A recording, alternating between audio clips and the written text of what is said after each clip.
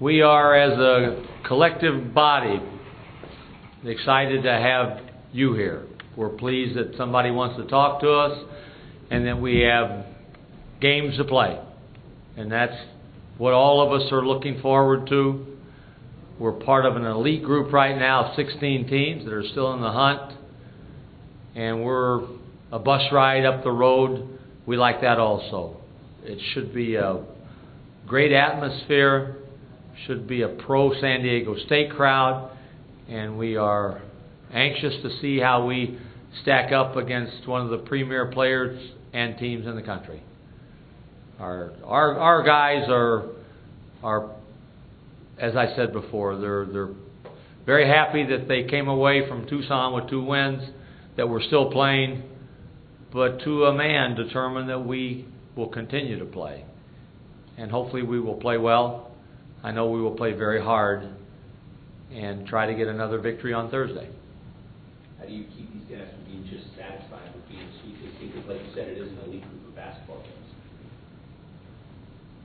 You can't be satisfied now. We're the 2 seed. We're supposed to win.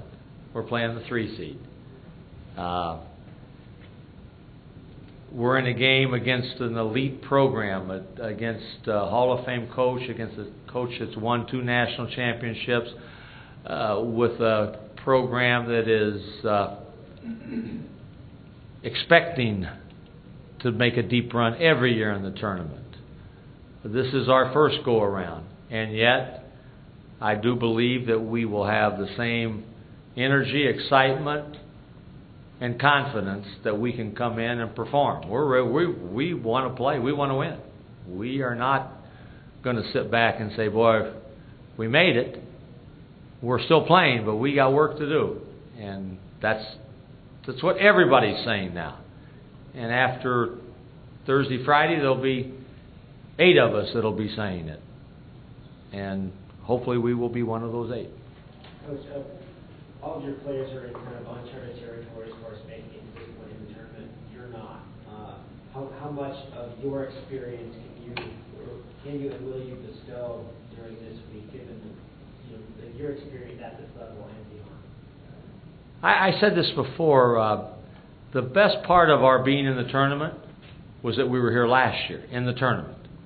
And we're missing Kelvin Davis. And he called me yesterday. We had a long talk. He's from Connecticut. He gave me his thoughts on what we need to do to beat Connecticut. Everybody else played in the tournament last year. That's helpful. We've won 2 games now. So I don't know that we're in uncharted territory. I know that Connecticut's got 3 or 4 freshmen that play a lot, so they ain't never been there, even though the program has. As a coach, you try to be consistent through the season, and especially now in postseason. You don't want to get too hyper, and yet you can't be afraid to chew on them when you don't like what they see, because we're in the tournament, because we just won 2 games. So we've been business as usual. I think our players would tell you practice was practice today. We got after them when we didn't like what we saw. We were intense. We were informative, and we blended a little competitiveness with a whole lot of form and technique on what we wanted to do and what we needed to do to stop them. There haven't been any Michigan stories coming out after that? Not from me. No, not from me. I'm long past that era. As I said on Saturday, it's been 17 years since I put a pin on for the second round, and it felt good. What does it say about your confidence that, of the 3 teams that made it into the tournament, 2 more left? You got the Big East, I think, at 9, they have 2. Big Ten has 2. I mean, because ever since Mountain Wisconsin is a non-power conference, but you guys are showing the basketball in Wisconsin. Both ourselves and BYU were rated in the top 10 a great portion of this season. So I think many people thought that we were both good. I know, and the people that have watched or played others in our league know that this is a really good basketball league. It's great that we've got 2 of us now that are in the round of 16. We haven't done that in the past often. So it speaks well for the league. I think it will help us as we move forward a year from now or 2 years from now when you get in, saying, yeah, they were pretty good as a league last year, even though you're supposed to deal with it independently. It's great that BYU is playing in this, and I hope that both of us win in advance. Coach, why is Kevin Walker so good? What did he do things differently that makes him so effective?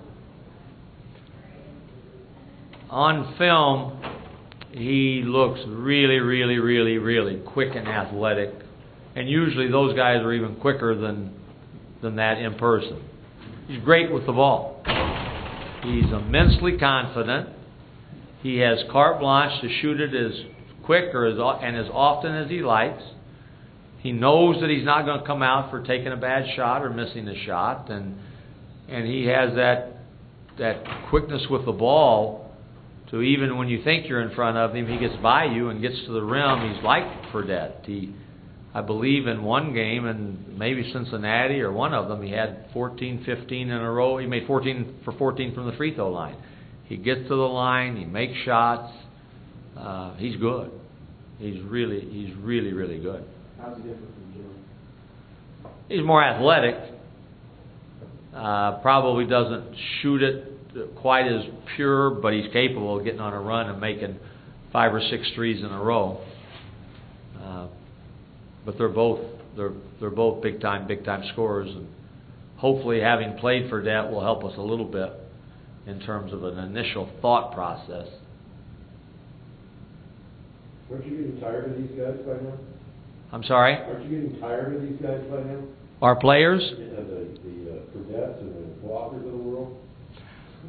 I'm hoping that I have to fret and scheme and game plan for another 2 weeks. That's what I'm hoping. How do you match up with this team? I think we match up fairly well. They can be big, and everybody says they're bigger than their heights. That they've got, Lamb's really long. Their stats that we got, they talk about them being the third best rebounding team in the country. I know that we have to do a good job keeping him off the glass. We're a good offensive rebounding team, so we're going to have to make sure that we match them and then some on the rebounding. They're a very physical team from what I've seen, so we got to make sure that we don't react to what they do all game. That we hit them first and attack and not always be on the reactive end of things. They run. So this is a good team. 2 good teams playing. They're athletic. They're long.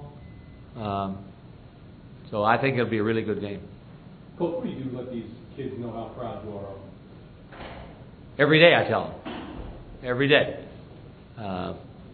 When we won our first 7, when we beat Cal, I said, I told you to wait till after December the 4th or whatever it was, and we're still rated. And then when we won 15, and then 20, and then when we lost our first one, they've done a really good job of sticking together and not getting selfish and not trying too hard.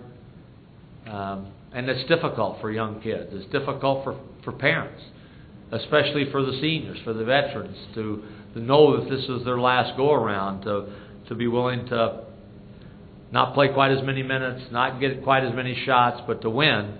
And when you win, it makes it all worthwhile for all of us. And we talked about that. We've talked about enjoy every step that we've taken and recognize the accomplishments, but then move on quickly to the next one. So they know how I feel, and they know how this university and community feels about them. Coach, you mentioned that UConn likes to get out of the run. Have you played against a team this season that likes to run as much as UConn, and how are you planning to defend against that? BYU is the best running team that we've played. They run like crazy. They probably don't rebound quite as well as a team like UConn. But we've got to make sure against any team, one, take care of the ball. Most fast break layups are created by a turnover. So we can't have live ball turnovers. and then we can't take quick, hurried, suspect shots. That also leads to runouts. And then when they run, we got to get back. And we got to say, okay, let's not give them a layup. Let's not give them an unguarded three. Let's contest and help and stunt until we can get other people back. We've been a really, really good team with our transition defense. And I'm counting on us being that same way. We're going to have to be on Thursday. And then we need to run some. I mean, we're not going to walk it up the floor. We want to do what we've done when we've gotten spurts. Get out and ourselves create a turnover, bad shot, deflection, and run. It seems to be a pretty emotional player at times. Do you feel like at times that you have to kind of rein those in and control those emotions? You're talking about Billy? Yeah. Is that the best possible player? Billy has had, as we all know, he's had the best 3-game run of his career. 3 straight double-doubles. He's so much more active. And that's what's led to all the numbers, all the success. He had 7 rebounds offensively in back-to-back games, which had never happened to him before. So he knows that. And when he gets a little bit out of whack, then he's got to reel himself in. He got those 2 fouls in the Temple game, and we sat him for 7 minutes, and I know he was antsy. And that was a big reason when he got his early 3rd foul. I said, I'm not going to take him out. And we said, you can't be afraid to play. You can't be afraid you're going to foul, but you can't do things that are, can't do foolish things. And he did a great job. Played the rest of the game with, I don't believe he picked up another foul. Coach, you've been around a lot of young men, you've coached a lot of different teams. Does this group stand out as distinctive to you? Do you feel personally different about them now? The thing that you like about this team is what I said before. They have been willing to give a little bit more of themselves than maybe they thought they should have to for us to win. It's always easier when you win. But they've done that, and I'm immensely appreciative. We have 5 seniors on this team that are very good players, and they've said, let's win. Whatever we have to do to win. And when you win, everybody gets a little bit more attention, gets a little bit more credit and accolades. But they're good people to travel with. I've had so many times, whether it be on an airplane, in a hotel, people compliment me on how well-mannered, how respectful, please and thank you, smile, how nice a group of guys they are. And I truly think that's accurate, that's true. They're good young people, and that's a credit to them and their families back home. And that makes it a lot more fun to be with them.